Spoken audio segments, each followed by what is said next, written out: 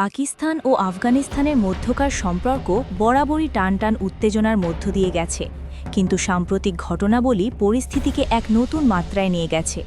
সীমান্ত অঞ্চলে সংঘর্ষ, বিমান হামলা, পাল্টা হুঁশিয়ারি সব মিলিয়ে উপমহাদেশের ভূ রাজনীতিতে তৈরি হয়েছে উদ্বেগজনক পরিবেশ।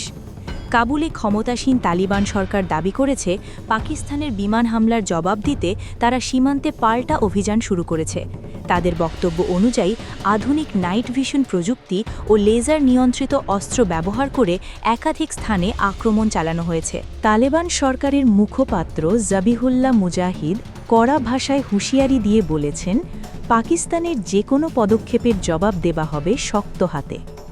অন্যদিকে আন্তর্জাতিক বিশ্লেষকদের একাংশ দাবি করছে, তালেবানের শীর্ষ ধর্মীয় নেতা হিবাতুল্লাহ আখুনজাদা পাকিস্তানি হামলায় নিহত হয়েছেন, যদিও এই তথ্য এখনও আনুষ্ঠানিকভাবে নিশ্চিত হয়নি। সংঘর্ষের কেন্দ্রবিন্দু মূলত বিতর্কিত ডুরান্ড লাইন সীমান্তরেখা। আন্তর্জাতিক গণমাধ্যমের প্রতিবেদনে বলা হচ্ছে, সীমান্ত পেরিয়ে পাকিস্তানের খাইবার পাখতুনখা এবং বেলুচিস্তান প্রদেশের কিছু এলাকায় গোলাগুলির ঘটনা ঘটেছে। আফগানিস্তানের পূর্বাঞ্চলের নাঙ্গারহার Province, Kunar Province, Paktia Province ও পাকতিকা প্রভিন্স অঞ্চল থেকেও সংঘর্ষের খবর পাওয়া যাচ্ছে। পাকিস্তান সরকার ইতিমধ্যে অপারেশন গাজাবলিল হাক নামে একটি সামরিক অভিযান শুরুর ঘোষণা দিয়েছে।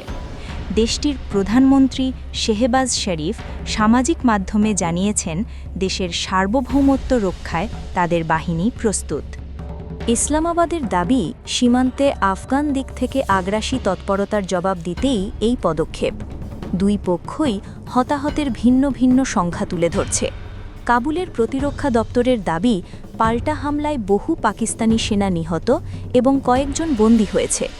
অন্যদিকে পাকিস্তানের পক্ষ থেকে বলা হয়েছে, তাদের ক্ষয়ক্ষতি সীমিত, বরং আফগান বাহিনীরই বড় ধরনের প্রাণহানি হয়েছে। এই পরিস্থিতি যদি আরও জটিল আকার নেয়, তাহলে তা শুধু দুই দেশের মধ্যেই সীমাবদ্ধ থাকবে না, পুরো দক্ষিণ এশিয়ার নিরাপত্তা ব্যবস্থার ওপর প্রভাব ফেলতে পারে।